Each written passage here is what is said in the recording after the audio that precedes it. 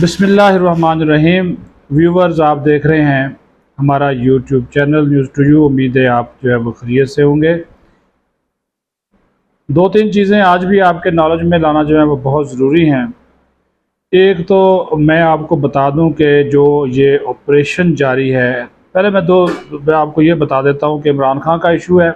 आज उनके वकला उनके साथ मिले हैं जेल में, क्योंकि आज जुमेरात का दिन था, वकला के लिए मुख्तस है। और जो दिन मुकर्रर है मंगल का, वो बुशरा बीबी से मुलाकात के लिए या उनके ख़ानदान के अफराद से मुलाकात के लिए मुख्तस है। उसके ऊपर बात करेंगे, क्योंकि इमरान खान ने ये जो सुप्रीम कोर्ट का प्रैक्टिस एंड प्रोसीजर जो एक्ट है, इसके ऊपर जो सुप्रीम कोर्ट का फ़ैसला आया है, इसका उन्होंने खैर मकदम किया है, ये मैं आपको बता दूं।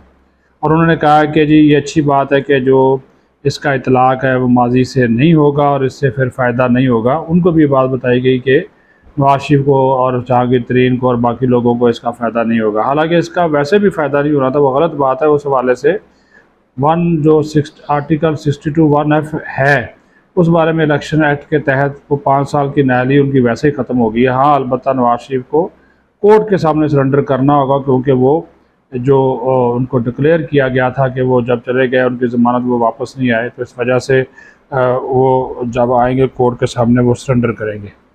तो एक तो ये बात, और दूसरा इमरान खान ने ये कहा उनके वकला के बकौल कि इमरान खान कहता है जी कि जितनी जल्दी मुमकिन हो ये अदालतों के ऊपर दरख्वास्तें डालें कि 90 दिन के अंदर अंदर जो इलेक्शन है वो उसको यकीनी बनाए और सुप्रीम कोर्ट इसके ऊपर जो है वो अमल दरामद करे। और फिर तीसरा उन्होंने कहा कि ये जो आम इंतखाबात हैं, ये इमरान खान ने कहा है कि सुप्रीम कोर्ट की निगरानी में होने चाहिए। ये उन्होंने मुतालबा किया है। पहले तो लोग मुतालबा करते थे ना कि फ़ौज की निगरानी में हों ताकि साफ शफाफ इंतखाबात हो सके, लेकिन ये इन्होंने कहा जी सुप्रीम कोर्ट की निगरानी में आम इंतखाबात होने चाहिए।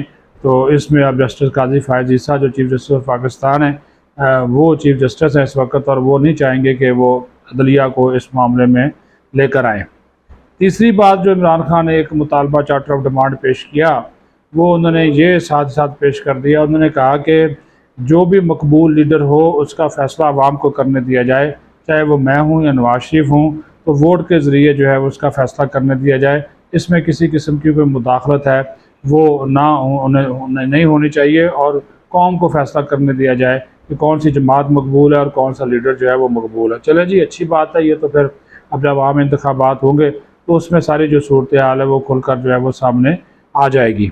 फिर उन्होंने अपने वकला से ये भी गिला शिकवा किया कि उन्होंने कहा कि ये देखें कि मेरे साथ बहुत बड़ा फ्रॉड और चीटिंग हुई है कि जब मुझे गिरफ़्तार अगस्त में किया गया तो मुझे तो ये कहा गया था जी कि लतीफ़ खोसा ने मुझे यकीन दिलाया, मुझे एतजाज़ अहसन ने कहा कि जी कोई ऐसी बात नहीं है, विद इन 14 डेज़ आप बाहर आ जाएंगे। तो उन्होंने कहा कि मेरे साथ तो मेरे लोगों ने फ्रॉड कर दिया, मेरे जो वकला की टीम है उन्होंने फ्रॉड कर दिया। अब वो 2 हफ़्ते गया, अभी 2 महीने से ज़्यादा का वक्त हो गया है, और मैं जनाब अभी जेल की दीवारें देख रहा हूँ, मेरा वज़न कम हो गया, ये देखें मेरी शेप बढ़ी हुई है। वो लेटे हुए थे आज, वो जब ये गए हैं उनसे मुलाकात के लिए, तो जेलर के कमरे में मुलाकात होती है तो फिर उसी तरह उठ कर वो आ गए। तो वो कहते कपड़े भी आज इस्त्री किए हुए थे वक्फा ने हाल के मुताबिक। तो वो उन्होंने वहाँ पे फिर वो जेलर के कमरे में आगे शेव बढ़ी हुई थी, तो उन्होंने कहा कि हाँ ये जो अदालत के हुक्म के ऊपर हुई, तो मुझे अब थोड़ी बहुत इजाज़त मिली है कि मैं वो वॉक शॉक जो है वो कर लेता हूँ। अलबत्ता बाकी जो पाबंदियाँ हैं वो मेरे ऊपर जो है वो बरकरार है, और मुझे लग रहा है कि जैसे मैंने कोई बहुत बड़ा दहशतगर्दी का वाक़या। लेकिन वो मायूस थे। उन्होंने कहा कि मुझे लतीफ़ खोसा ने यकीन दिलाया कि मेरी बात हो गई है साबिक़ जो चीफ़ जस्टिस उमर अता बंदयाल से। उमर अता बंदयाल ने मुझे यकीन दिलाया था कि जनाब आप बेफ़िक्र हो जाएँ, 2 हफ़्ते भी आपको नहीं रहना पड़ेगा, 7 से 10 दिन के अंदर अंदर आपकी ज़मानत हो जाएगी, आप हीरो बन के बाहर आ जाएंगे, और आपका जेल जाना जो है वो बहुत ज़रूरी है ताकि जब आप बाहर आएँ तो कौम आपका इस्तकबाल करेगी, ये करेगी। उसने कहा ये तो मुझे मरवा दिया, और अब मेरी ये हालत हो गई है कि मुझे पता नहीं कि रात क्या है और दिन क्या है। इस किस्म के जो मंजर कसी जो है वो मसूब जो है वो करते रहे, लेकिन वो ओवरऑल जो है वो अपने ही लोगों के साथ, बुशरा बीबी के साथ भी जब उनकी मुलाकात हुई थी तो उन्होंने उनके साथ भी गिले शिकवे इस मरतबा भी किए कि देखें आप भी बड़ा कह रही थी मेरा उससे ताल्लुक़ है, उससे ताल्लुक़ है, कहाँ गया वो आपका ताल्लुक़। तो वो भी अब ना आपके मोक्कल काम आए, ना आपके जिन काम आए, ना आपके वो पीर काम आए, तो कहाँ है कि जो आप जो ये सारी की सारी चीज़ें जो थी वो मेरे साथ जो किया गया है उसका ये नतीजा जो है वो नहीं निकलना चाहिए, जितना मुझे ये सारी की सारी चीज़ें जो हैं वो नज़र आई हैं। दूसरा हिस्सा जो है वो भी बड़ा अहम है, और वो हिस्सा है क्योंकि एक of the record briefing attend की। ये जो ऑपरेशंस चल रहे हैं गैर कानूनी मुआशी सरगर्मियों के ख़िलाफ़, उस ऑफ द रिकॉर्ड ब्रीफिंग के दौरान हमें जो बातें देखने को और सुनने को मिली वो आपके साथ शेयर करना इस वजह से ज़रूरी है क्योंकि मैं ऑफ द रिकॉर्ड में ज़रा हम उसको अपने सोर्सेज के ज़रिए ही फिर कोट कर सकते हैं। तो क्योंकि कुछ चीज़ें हमने अपनी आंखों से देखी, तो 3 मिसालें, एक पंजाब की, एक जनूबी पंजाब की और एक सिंध की, वो हमारे सामने आई कि किस तरह इस मुल्क का बेड़ा गर्क कर रही है अशराफिया और माफियाज, और किस तरह ये लोग मुनज़्ज़म हैं।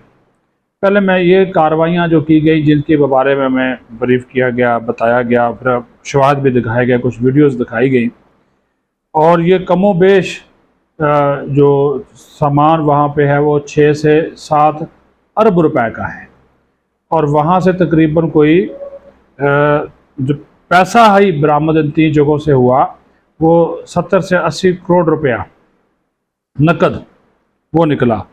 हुआ ये कि खैरपुर में एक फैक्ट्री थी, किसी सिंध की अहम शख्सियत की फैक्ट्री थी। वहाँ पर जब रेड किया गया, कस्टम्स वाले थे, IB, special branch, rangers, FIA और जो लोग थे, तो वहाँ पे पता चला जी कोई हज़ारों की तादाद में यूरिया जो खाद होती है उसकी बोरियाँ रखी हुई हैं, 50-60 हज़ार।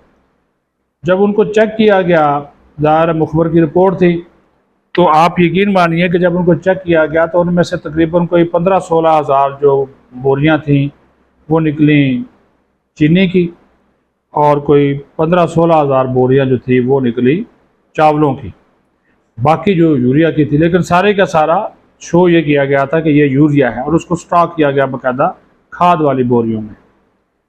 2 बोरियों के हवाले से इंफॉर्मेशन मिली कि वहाँ पे जब उनको खोला गया तो उसमें से पैसे थे, 5,000 के नोट, 1000 के, 500 के, अलग अलग। वो जब गिने गए तो वो रुपया कोई 26-27 करोड़ रुपया नकद वहाँ से मिला।